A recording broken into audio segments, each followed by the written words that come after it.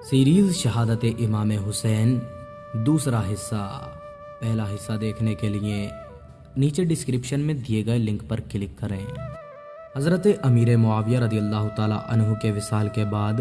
جب یزید تخت نشین ہوا تھا تو اس نے اپنی بیعت کے لیے اطراف و ممالک سلطنت میں خط روانہ کیے اور مدینہ منورہ کے عامل کو بھی لکھا کہ وہ امام حسین رضی اللہ تعالیٰ عنہ سے بھی یزید کی بیعت لے۔ چنانچہ جب وہ عامل مدینہ حضرت امام حسین رضی اللہ تعالیٰ عنہ کی خدمت میں یزید کی بیعت لینے کے لیے حاضر ہوا تو حضرت امام حسین رضی اللہ تعالیٰ عنہ نے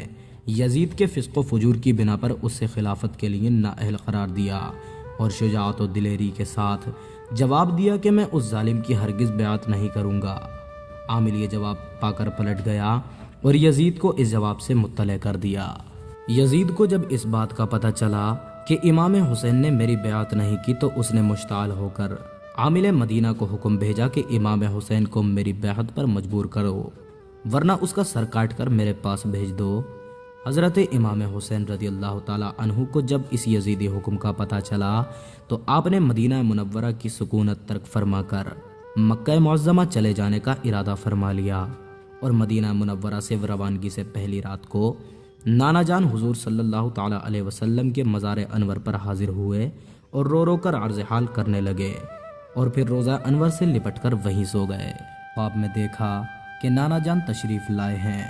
اور آپ نے حسین کو چوما اور سینہ اقدس سے لگایا اور فرمایا، بیٹا حسین، عنقریب ظالم تجھے کربلا میں بھوکا پیاسا قتل کر دیں گے، تیرے ماں باپ اور بھائی تیرے انتظار میں ہیں، بہشت تیرے لیے آراستہ کیا جا رہا ہے، اس میں ایسے درجات عالیہ ہیں جو شہید ہوئے بغیر تجھے نہیں حاصل ہو سکتے۔ جاؤ بیٹا، صبر و شکر سے جام شہادت پی کر میرے پاس آ جاؤ۔ حضرت امام رضی اللہ تعالیٰ عنہ نے یہ خواب دیکھ کر گھر آئے اور اہل بیت کو جمع کر کے یہ خواب سنایا اور مدینہ سے مکہ جانے کا پورا ارادہ کر لیا اور پھر اپنے بڑے بھائی یعنی حضرت امام حسن رضی اللہ تعالیٰ عنہ کے مزار انور پر حاضر ہوئے اور کلمات رخصت زبان پر لائے اور پھر ماں کی قبر انور پر حاضر ہوئے اور عرض کیا کہ اے اماں جان،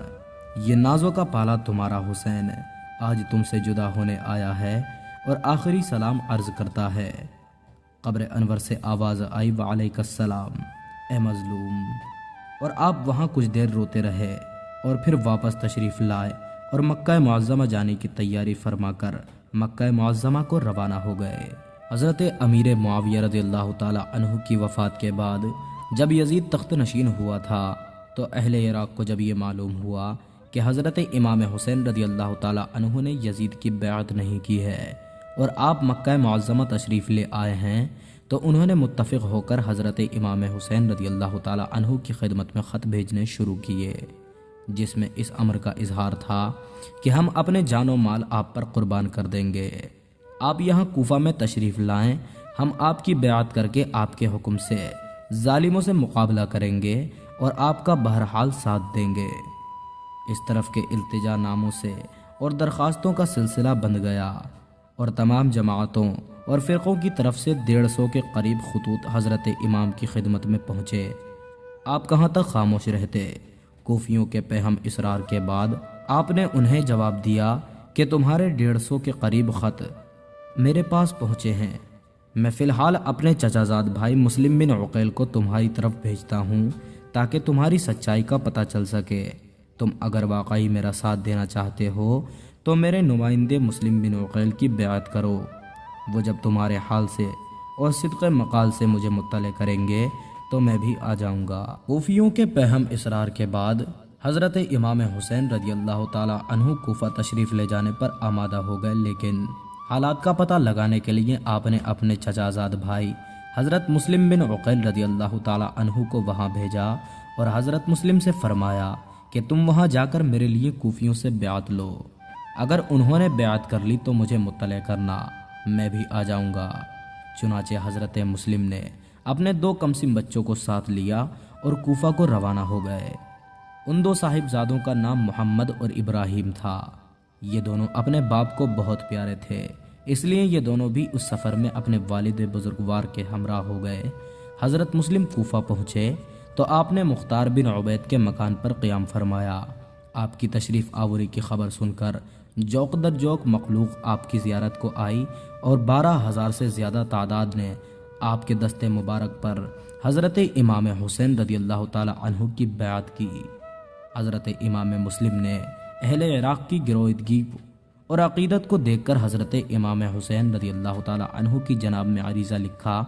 جس میں یہاں کے حالات کی اطلاع دی اور التماس کیا کہ آپ جلد از جلد یہاں تشریف لے آئیں تاکہ بندگان خدا یزید کے ناپاک شر سے محفوظ رہیں اور دین حق کی تائید ہو۔ محترم خواتین و حضرات، یہاں تک آپ نے دیکھا کہ کس طرح حضرت امام حسین رضی اللہ تعالی عنہ کو کوفہ جانے پر لوگوں نے آمادہ کیا تھا اور کس طرح آپ کوفہ جانے کو تیار ہوئے۔ اب حضرات، اگلی ویڈیو میں آپ کو بتایا جائے گا کہ جلاد ابن زیاد کا کیا معاملہ تھا اور حضرت امام مسلم رضی اللہ تعالی عنہ کے کیا معاملات وہاں رہے اور کیا حضرت امام حسین نے کوفہ جانے کے بعد کیا تھا۔ محترم خواتین و حضرات، چینل کو سبسکرائب کر کے نوٹیفیکیشن بیل آن کر لیں تاکہ ان 10 دنوں تک جتنی بھی اسلامی معلومات کربلا کے تعلق سے اور امام حسین کے تعلق سے بتائی جا رہی ہے وہ آپ لوگوں تک سب سے پہلے پہنچ جائے، اور اس ویڈیو کو اور اس پوری سیریز کو ثواب کی نیت سے آگے شیئر کرتے رہیں تاکہ دوسروں کی بھی انفارمیشن بڑھتی رہے۔ السلام علیکم ورحمۃ اللہ وبرکاتہ۔